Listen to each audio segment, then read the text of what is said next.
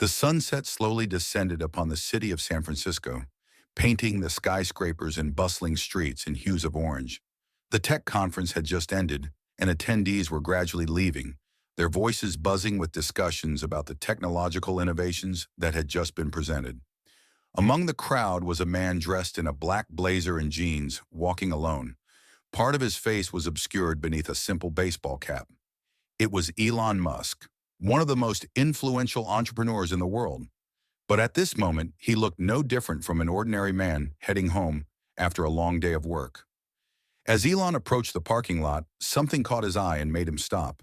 Under the dim glow of a street lamp, a man sat on the sidewalk, holding an old cardboard sign with a simple message: "Homeless veteran, please help."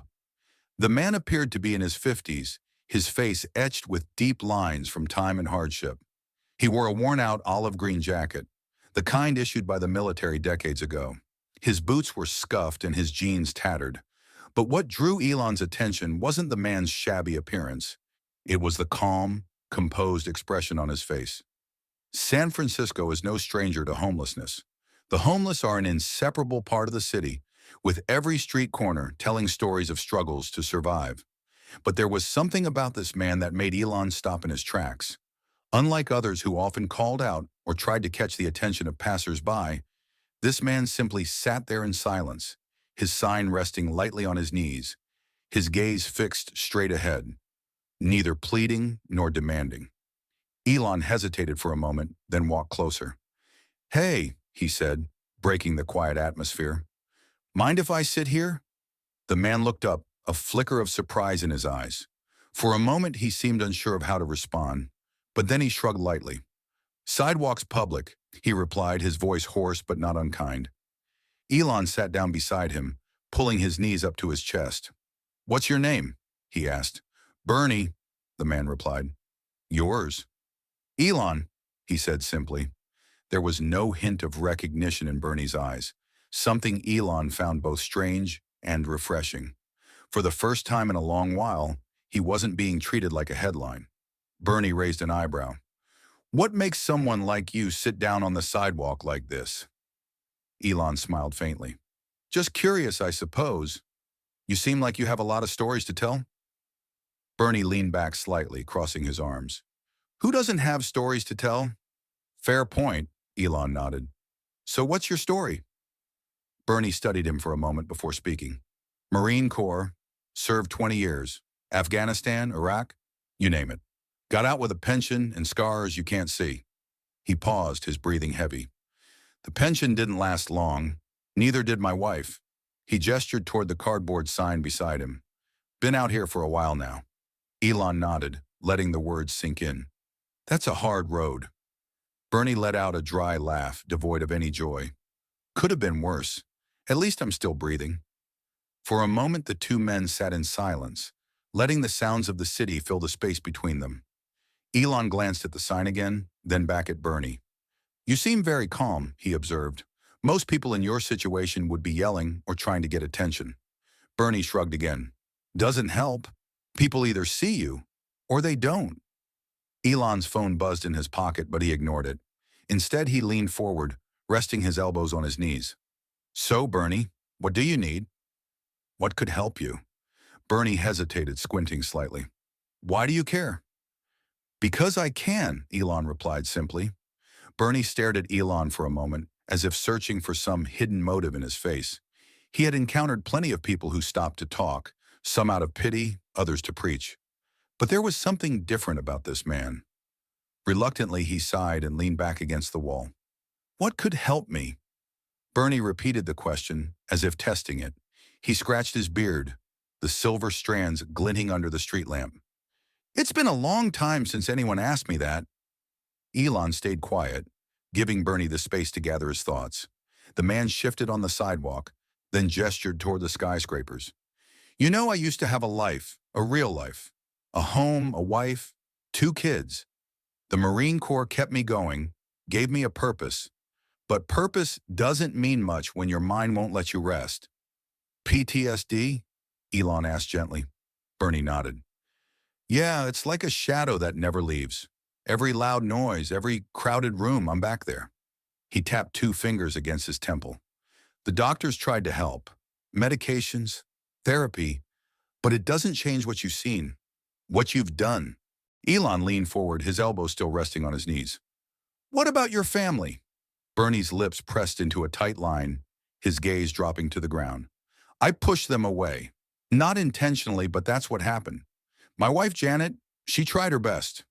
But when I couldn't hold down a job and the bills piled up, she left, took the kids with her. I don't blame her. Elon frowned slightly but said nothing. He could sense that Bernie needed to get this off his chest. After that, things just spiraled, Bernie continued. The house went next, then the car. I tried everything. Warehouse jobs, night shifts, anything I could do. But people don't want to hire someone like me. He gestured to himself, his worn-out jacket and scuffed boots. Once you're out on the streets like this, it's like the world decides you're invisible. Elon's gaze didn't waver. But you haven't given up. Bernie let out a bitter laugh. You call this not giving up? He held up the sign, its edges soft and curled from use. This is just surviving, not living. Even so, Elon said, you're still here. You keep showing up. Bernie looked at him, his expression softening. What else is there to do? The streets aren't easy, but I've seen worse. Elon tilted his head, curiosity evident. What do you mean? Bernie shifted again, rubbing his hands together to fend off the evening chill. You'd think being homeless is the worst thing that can happen. It's not. I've seen good people I fought alongside, lose their minds. Some didn't make it, and some ended up like me. But I'm still here. That's got to mean something, doesn't it? It does, Elon replied, his voice steady. It means a lot. The two men sat quietly for a while, the distant sound of traffic filling the space between them. Elon broke the silence. So, if you could have anything, what would it be? Bernie blinked, surprised by the direct question. He hesitated, his fingers unconsciously fiddling with the corner of the cardboard sign. Honestly, a chance to work again, to feel useful. I have skills, mechanical skills. I used to fix cars, motorcycles, even farm equipment. If I had a small shop, some tools, maybe a few customers, I could start over. Elon nodded thoughtfully. Why haven't you tried? Bernie shrugged, a faint, bitter smile crossing his lips. Takes money to start something like that. And out here, he gestured around him, money isn't easy to come by. Leaning back, Elon pulled out his phone. All right, he said, scrolling through his contacts. Bernie raised an eyebrow. All right, what? Let's start with housing, Elon replied, typing on his screen. I know a place that can help. It's temporary, but it's clean, safe, and a good place to start rebuilding. Bernie blinked, his skeptical expression slowly giving way to a cautious glimmer of hope. Are you serious? Elon glanced up, a small smile tugging at the corner of his mouth. I don't say things I don't mean. Bernie stared at him. The weight of years of neglect and rejection made it hard to believe this moment was real. But something in Elon's voice, the calm determination, made Bernie begin to trust, even just a little. All right, Bernie said, his voice barely above a whisper. Let's see where this goes. Elon's fingers moved quickly over the screen of his phone while Bernie sat still, watching him with a mix of curiosity and skepticism. A moment later, Elon brought the phone to his ear. Hi, this is Elon, he said, his tone calm but resolute. I need some help. Bernie couldn't hear the conversation on the other end, but from Elon's side it sounded serious. Words like emergency housing and veteran support hung in the air, each one striking Bernie as an unfamiliar concept. It had been years since anyone had spoken those words to him. After a few minutes, Elon ended the call and turned back to Bernie. All right, he said, slipping his phone back into his pocket. There's a place called Horizon Haven. It's a veteran support center about 10 blocks from here. They're preparing a bed for you tonight. Bernie stared at him, stunned. Just like that? He asked. Elon shrugged slightly. It's not much, but it's a start. You'll get a meal, a warm place to sleep, and people who can help you figure out the next step. Bernie's hand gripped the edge of his cardboard sign tightly. For a moment, his pride flared. Accepting help was not something that came easily to him. Why are you doing this? he asked, his voice tinged with suspicion. Because I can, Elon replied simply, and because someone has to. Bernie lowered his head, loosening his grip on the sign. I, I don't know what to say. You don't have to say anything, Elon said. But I'm not done yet. Bernie's head snapped up. What do you mean? Elon pulled out his phone again, this time scrolling through emails. You said you wanted a repair shop, right? Bernie nodded hesitantly. Yeah, but like I said, it's just a pipe dream. I can help make that dream a reality, Elon said, his eyes gleaming with determination. I'll fund the first 6 months of rent for a workshop. After that, it's up to you to make it work. Bernie stood frozen, the words caught in his throat. Something warm and wet welled up in the corners of his eyes, and for the first time in years, he wasn't ashamed of it. This wasn't pity or an empty promise. This was a real opportunity, a door opening where all others had been slammed shut. You'd really do that? Bernie asked, his voice hoarse with emotion. For a complete stranger? You're not a stranger, Elon replied. You're a Marine. You served this country, and now it's time for someone to serve you. For the first time in years, Bernie felt tears filling his eyes. He quickly wiped them away, trying to stay composed. I don't know what to say. Say you'll try, Elon replied. Bernie let out a shaky laugh. All right, I'll try. Elon stood up, extending a hand to help Bernie to his feet. Good. Let's get you to Horizon Haven first. Then we'll figure out the rest. Bernie took Elon's hand, and that simple gesture grounded him in the reality of the moment. For the first time in what felt like forever, he allowed himself to hope. Night had fallen over San Francisco, the city lights twinkling like stars scattered across the ground. As Bernie rose to his feet, he felt different. Not someone completely saved, but someone who had found a glimmer of light in the darkness. He picked up his sign, looking at it one last time. Maybe tonight would be the last night he would need it. As the two walked into the night, Bernie glanced at the man beside him. Just hours ago, he had been an invisible shadow on the sidewalk. Now, thanks to the kindness of a stranger, he was taking the first steps back toward life.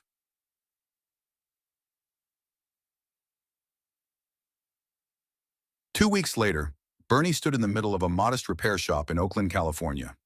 Morning sunlight streamed through the large, dusty windows, casting long beams of light across the cement floor. The faint smell of grease and metal filled the air, a familiar scent he hadn't experienced in years.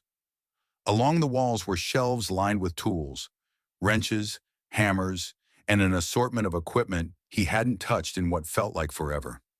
In the corner of the shop, an old motorcycle rested on a lift, waiting for Bernie's skilled hands to bring it back to life. He ran his hand across the workbench, an overwhelming mix of gratitude and disbelief welling up inside him. This was his shop, his second chance. It was small, but it was his. The sign outside read, Bernie's Repair Shop, motorcycles, cars, and more. Elon had made sure everything was ready, from the first month's rent to the initial tools and supplies. Now the task of turning this place into a success was Bernie's responsibility. As he picked up a wrench and turned to the motorcycle, Bernie felt something he hadn't in years: purpose. For the first time in what seemed like an eternity, he wasn't just surviving, he was living. A knock on the door pulled Bernie out of his thoughts. He turned to see a middle-aged man with salt and pepper hair holding a stack of papers. Are you Bernie? The man asked. Yes, that's me, Bernie replied, stepping forward. I'm Mike, the man introduced himself, offering a firm handshake. I run a construction company a few blocks away. Elon mentioned you might be able to help us with our company vehicles. Bernie blinked. Vehicles? Mike chuckled lightly. Yeah, about a dozen trucks. They're always breaking down, and it costs us a fortune to send them to the big repair shops for maintenance.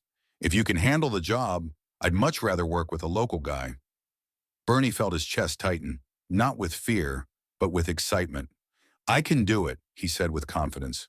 Bring one over and I'll show you what I can do. Mike smiled. Sounds good. I'll have someone bring the first one over this afternoon. As Mike left, Bernie leaned against his workbench, shaking his head in amazement. Less than a month ago, and now he had landed his first major client. He thought back to that night on the sidewalk, when Elon had sat down next to him and asked what he needed. Back then, it all seemed like a dream. Now it was his reality. Bernie began organizing his tools, preparing for the work ahead. Each tool he picked up awakened memories of his days in the military, when he used to repair tanks and military vehicles. Those skills were still there, dormant but ready to be revived after so many years. By the end of the week, as Bernie was adjusting a carburetor, a familiar figure appeared at the door.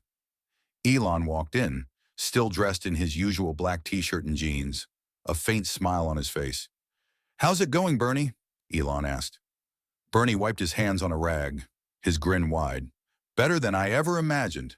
I've already got my first big client, Mike from the construction company." "Ah, Mike," Elon said, nodding. "I mentioned you to him."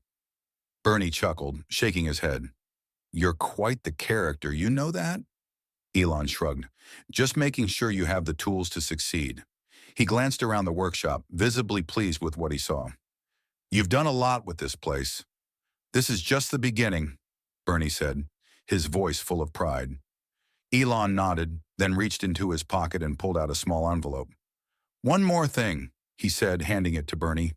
Bernie opened it cautiously, his eyes widening as he saw the check inside. "What's this for?" "Think of it as a safety net," Elon replied.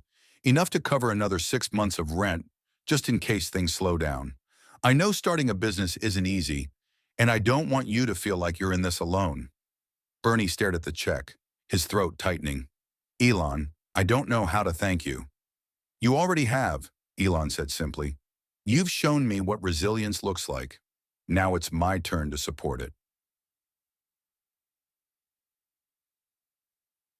In the months that followed, Bernie's repair shop became a vital part of the community.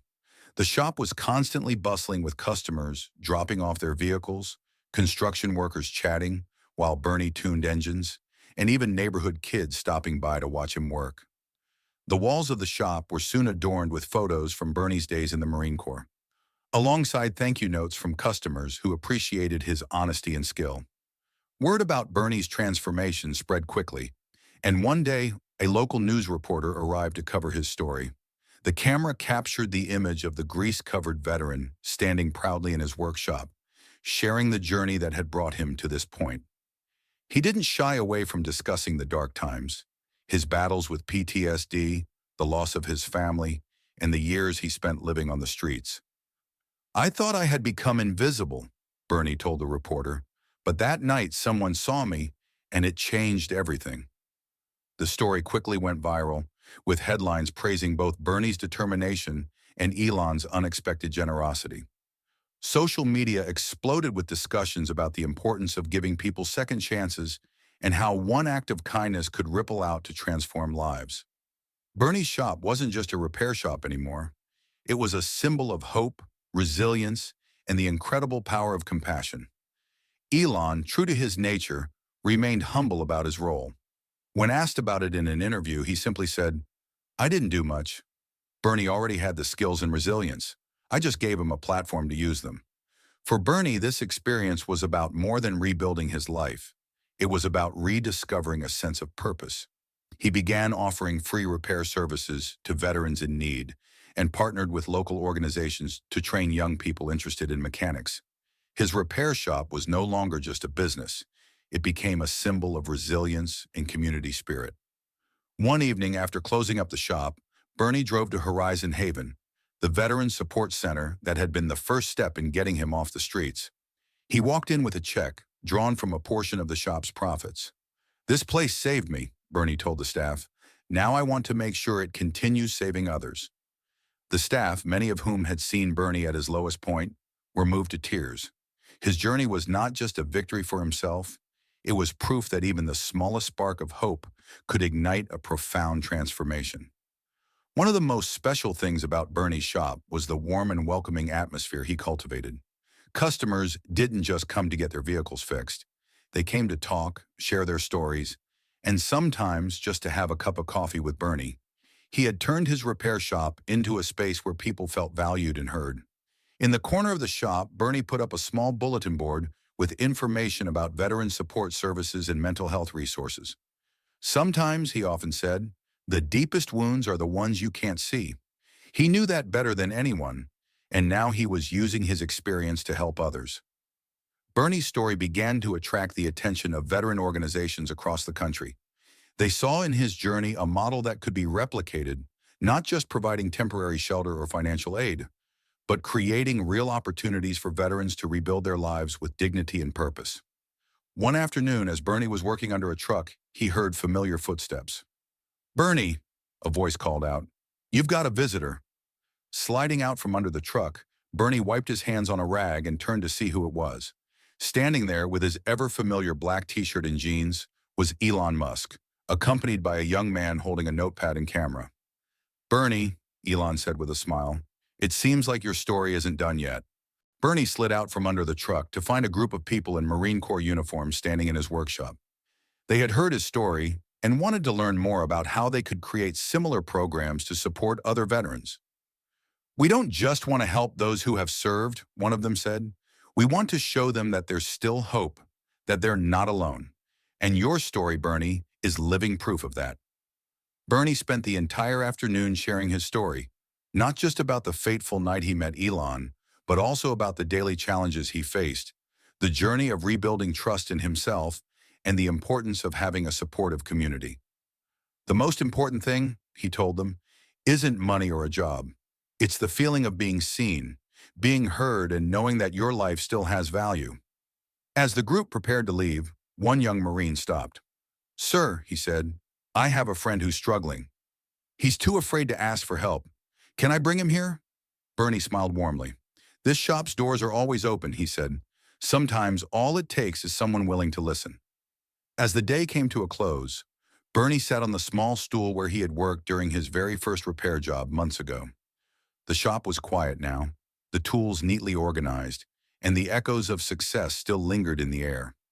He thought about the man who had sat beside him on the sidewalk that night and asked a simple question: "What do you need?" For Bernie, the answer wasn't just a place to stay or a repair shop. It was the opportunity to be seen, to be heard, and to feel like he mattered again. Bernie's story is a powerful reminder that no one is truly invisible. Everyone has a story worth hearing, and sometimes all it takes to change a life is the willingness to listen and act. Kindness, when paired with action, can transform even the darkest circumstances into opportunities for hope and renewal. Dear friends, the story of Bernie and Elon is not just a tale of personal success. It is a powerful reminder of the strength of kindness and the importance of recognizing the value in every individual. In today's fast-paced world, we often forget that sometimes a small act of compassion can make an enormous difference in someone's life. Have you ever met a Bernie in your own life? Or perhaps you have been a Bernie yourself? We would love to hear your story. Share with us in the comments below about a moment when someone changed your life or when you had the chance to help someone else. If you found this story meaningful, please click the like button to support us. Share this video with those you think need to hear this story. Subscribe to our channel to never miss more inspiring stories. Turn on notifications to stay updated on our latest content. Remember, each of us has the power to make a difference. Sometimes all it takes is to pause, listen, and have the courage to act. Thank you for watching. Let's continue spreading positivity and creating meaningful change in our communities.